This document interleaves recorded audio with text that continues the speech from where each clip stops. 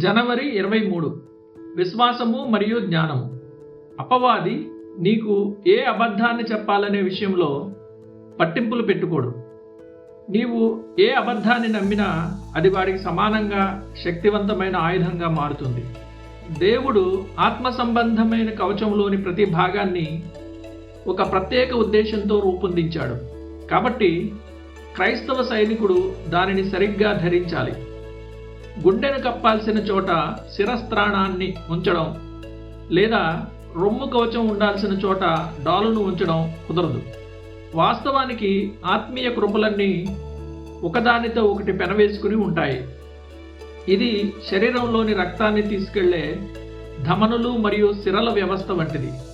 ఒక చిన్న సిరను కోసిన మనిషిలోని మొత్తం రక్తం ఎలా చిందించబడుతుందో, ఒక ఆత్మీయ బాధ్యతను నిర్లక్ష్యం చేసిన మనలోని అన్ని కృపల బలం క్షీణించిపోతుంది. అపొస్తలుడైన పేతురు క్రైస్తవులను అన్ని కృపలలో వృద్ధి చెందమని కోరాడు.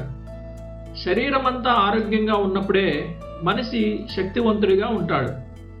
ఈ ఆత్మీయ యాత్రలో విశ్వాసం అనేది ముందు నడిచే నాయకుడి వంటిది. అందుకే పేతురు ఇలా అన్నాడు, మీ విశ్వాసమునందు సద్గుణమును అమర్చుకొనుడి. పేతురు రాసిన 2వ పత్రిక 1:5. ఈ కృపలు ఒకదానికొకటి తోడ్పడతాయి. మార్టిన్ లూథర్ చెప్పినట్లు సత్క్రియలు మరియు కృపాసహితమైన పనులు విశ్వాసము నుండి జీవాన్ని పొందుతాయి.